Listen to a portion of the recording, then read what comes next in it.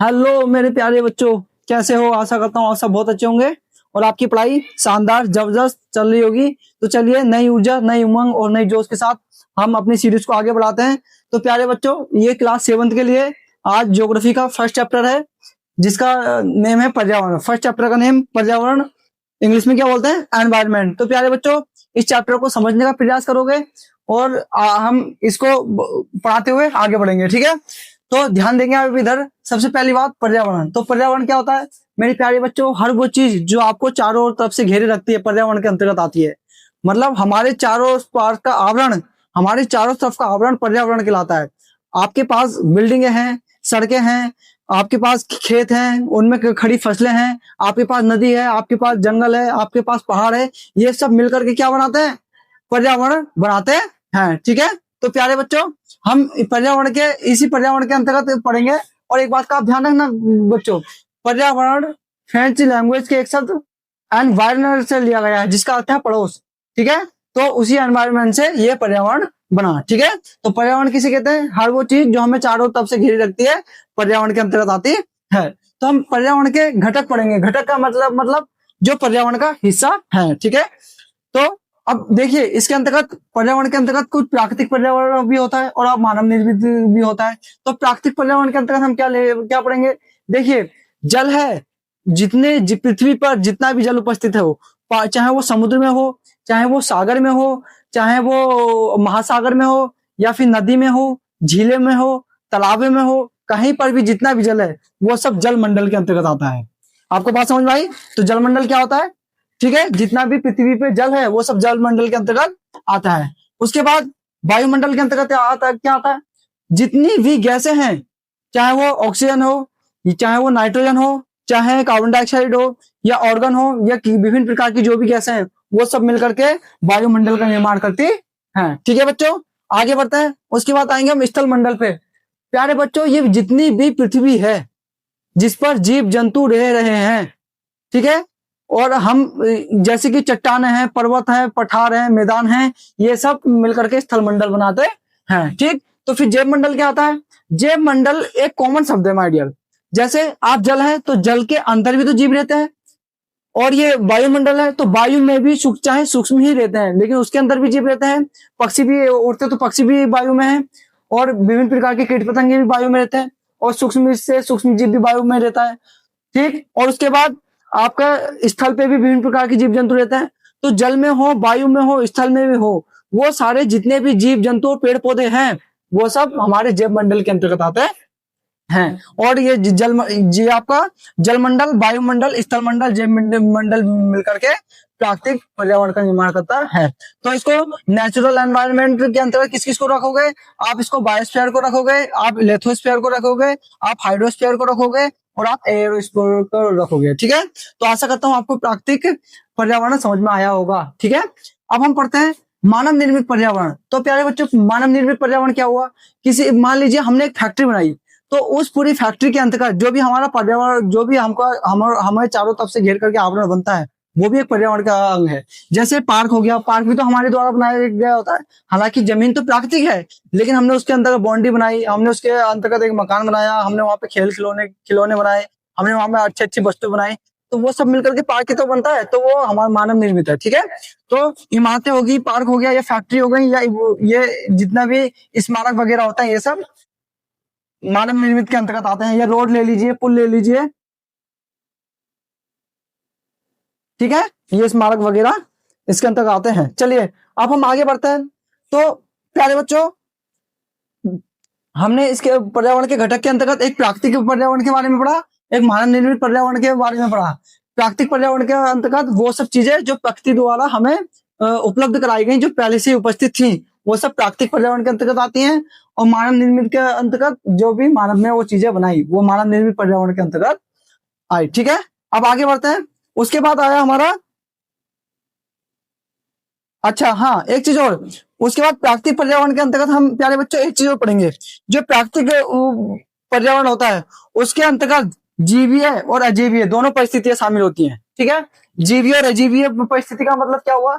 देखिए, जैसे आपको पता है कि जीवीय का मतलब पेड़ पौधे, जीव जंतु जितने भी होते हैं, और अजीवी का मतलब ताप, दाप, ये जो जितना भी टेम्परेचर होता है, सर्दी, गर्मी, जाड़ा, बरसात, ये सब इनका प्रभाव भी तो पड़ता है जीव जंतु पर। तो ये सब प्राकृतिक पर्यावरण के अंतर्गत आते हैं। ये सारी वो परिस्थितियां जिम्मेदार होती हैं प्राकृतिक पर्यावरण को निर्मित करने में। ठीक है, अब हम आगे बढ़ते हैं। क्योंकि प्यारे बच्चों, ये जैविक और अजैविक, जीवीय अजैविक, जितनी बायोटिक और अबायोटिक जितनी भी स्थितियां होती हैं, इन्हीं को शामिल करते हुए जीव जंतु परस्पर क्रिया करते हैं। ठीक है, आपको पता है जैसे पारितंत्र होता है, तो पारितंत्र क्या होता है कि समस्त जीवधारी, पारितंत्र वह तंत्र जिसमें समस्त जीवधारी एक दूसरे के साथ पर्यावरण के भौतिक एवं रासायनिक कारकों के साथ परस्पर क्रिया करते हैं, जिसमें वो निवास करते हैं। अब इसमें समझिएगा कि समस्त जीवधारी मतलब जितने जीव जंतु हैं एक दूसरे के साथ पर्यावरण के भौतिक एवं रासायनिक कारकों के साथ। पर्यावरण के भौतिक कारक कौन से? अब भौतिक कारक का मतलब यह है कि आप जहां पे वो जीव जंतु रह रहे हैं, और उस जीव जंतु, आपको पता वहां पे ताप भी पड़ता है, वहां पे दाब भी है, वहां पे जाड़ा भी पड़ रहा है, सर्दी भी है, कोहरा भी बरसा है, बरसात भी हो रही है। तो ये सब भौतिक कारक है। रासायनिक कारक का मतलब उन जीव जंतुओं के जीवित रहने के लिए आपको पता पोषक तत्वों की आवश्यकता होती है, और आपको पता है वो पोषक तत्व कुछ जीव पर्यावरण से लेते हैं। जैसे आपको मैं बताऊं, राइजोबियम बैक्टीरिया होता है, वो पौधों की जड़ों में रहता है, वो पर्यावरण से नाइट्रोजन को नाइट्रेट की फॉर्म में लेता है। ठीक है, और उसको फिर कन्वर्ट कर देता है, पौधे के लिए भी प्रोवाइड करा देता है, जिससे पौधों के उपयोग में आता है। तो ये परस्पर रासायनिक कारकों के साथ भी तो क्रिया करते हैं। उन पोषक तत्वों को पौधे एब्जॉर्ब करते हैं और उसको हम भी लेते हैं, तो एक दूसरे के ऊपर हम निर्भर है ना, तो परस्पर क्रिया करते हैं जिसमें वे निवास करते हैं। तो ये पारितंत्र के अंतर्गत आता है। ठीक है, तो उसके बाद आता है आपका मानवीय पर्यावरण। अब मानवीय पर्यावरण के अंतर्गत क्या होता है प्यारे बच्चों? आपको पता है कि जब मानव, ऐसा समझ लीजिए कि जब मानव का विकास नहीं हुआ था, वो लगभग आधा जानवर ही था। तो मतलब इतनी सोच समझ नहीं थी। तो आपको पता है पहले वो गुफाओं में रहता था, धीरे धीरे उसको ज्ञान हुआ, तो फिर वो क्या हुआ कि उसने खेती करना शुरू कर दिया, और ज्ञान हुआ तो उसने पहिए का भी आविष्कार कर लिया। लेकिन धीरे धीरे जैसे उसकी सोच समझ और उसकी मानसिकताएं बदली, उसमें जैसे जैसे बौद्धिकता आई, तो उसने उतना सुधार करते चला गया अपने में भी और अपने आसपास चारों ओर आसपास भी। फिर जब मनुष्य घूम घूम कर रहता था या अलग अलग जगहों पर रहता था, फिर उसने एक जगह अपना ठिकाना बना लिया। उसने एक स्थान बनाया, एक रहने की जगह बनाई, वहां पे खेती स्टार्ट की। धीरे धीरे जब मनुष्य का विकास हुआ तो अनेक मनुष्य हुए, और आज इतने मनुष्य हो गए हैं कि वो पृथ्वी पे संकट बने हुए हैं। कारण क्या है? क्योंकि आपको पता है जो पृथ्वी है वो सीमित है। अब ऐसा तो नहीं है पृथ्वी का विस्तार हो रहा है, ये जो पृथ्वी जितनी सीमित है, लेकिन मनुष्य तो असीमित संख्या में बढ़ते जा रहे हैं। इनकी संख्या तो बढ़ रही है। मनुष्य की संख्या बढ़ने के कारण हो क्या रहा है? ये पृथ्वी घटती जा रही है। क्योंकि जो जीव जंतु के लिए पहले जितना जंगल था, जितना उनके रहने के लिए पर्वत, पहाड़, मैदान वगैरह थे, अब वो मनुष्य अपने रहने के लिए बना रहा है। तो हो ये रहा कि जीव जंतु मनुष्य के घर में घुसे हैं, तो उससे हो क्या रहा है कि जीव जंतुओं पर संकट सा मंडरा गया है।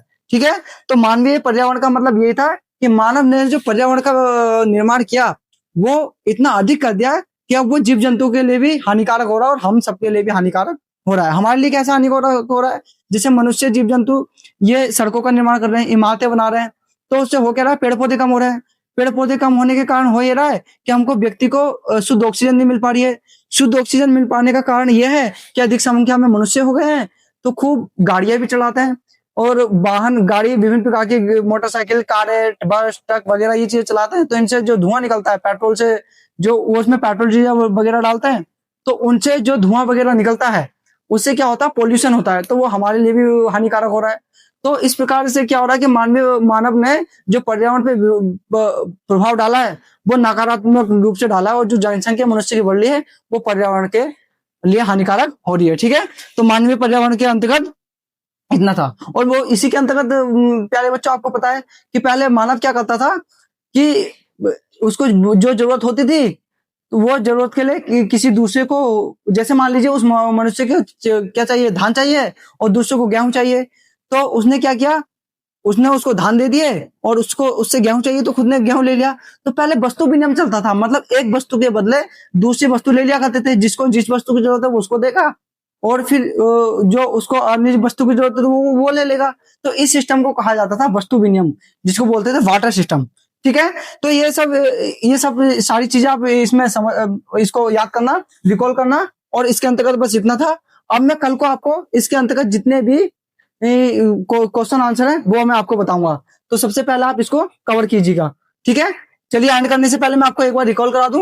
मैंने आपको बताया पर्यावरण, पर्यावरण क्या है, हमारे हर चारों तरफ का वो आवरण जो हमें अपने हमको घेरे रखता है, पर्यावरण कहलाता है। पर्यावरण शब्द फ्रेंच भाषा के एनवायरनर से लिया गया है, जिसका मतलब होता है पड़ोस। ठीक, तो मैंने पर्यावरण के घटक बताए थे। मानव निर्मित पर्यावरण, जिसके अंतर्गत 5 स्मारक उद्योग इमारतें आती हैं जो मानव निर्मित है। फिर प्राकृतिक पर्यावरण के अंतर्गत ये जैव मंडल, स्थल मंडल, जल मंडल, वायुमंडल आते हैं। फिर मैंने कहा था कि प्राकृतिक पर्यावरण, जो प्राकृतिक पर्यावरण में, प्राकृतिक पर्यावरण के लिए जीवीय और अजीवीय दोनों परिस्थितियां जिम्मेदार होती हैं इसको सस्टेन करने के लिए, क्योंकि आपको पता है कि जीव जंतु एक दूसरे पर निर्भर है, ताप दाप का प्रभाव इन पर पड़ता है। आपको पता है कि जो पौधा है वो गर्मी में नहीं, जो शीत ऋतु में उगने वाला पौधा वो गर्मी वाली जगह नहीं उग सकता, और जो ग्रीष्म ऋतु में रहने वाला पौधा वो शीत ऋतु में नहीं उग सकता। ठीक है, तो ये सब परिस्थितियां जिम्मेदार होती हैं। उसके बाद मैंने आपको पारितंत्र बताया। पारितंत्र के अंतर्गत कैसे जीव जंतु एक परस्पर भौतिक और रासायनिक कारकों के साथ परस्पर क्रिया करते हैं जहाँ पे वो निवास करते हैं। फिर आपको मैंने बताया कि मानवीय पर्यावरण क्या है, कि मानवीय कैसे मानव ने पर्यावरण में हस्तक्षेप किया जो उसके विनाश के लिए आज जिम्मेदार हो रहा है। ठीक है, तो इन्हीं सब चीजों के साथ चलिए इस चैप्टर को समाप्त करते हैं और आपको फिर नेक्स्ट क्लास में मिलते हैं नए क्वेश्चन के साथ। तो चलिए, जय हिंद, वंदे मातरम, और कमेंट करके बताइएगा कैसा लगा। ठीक।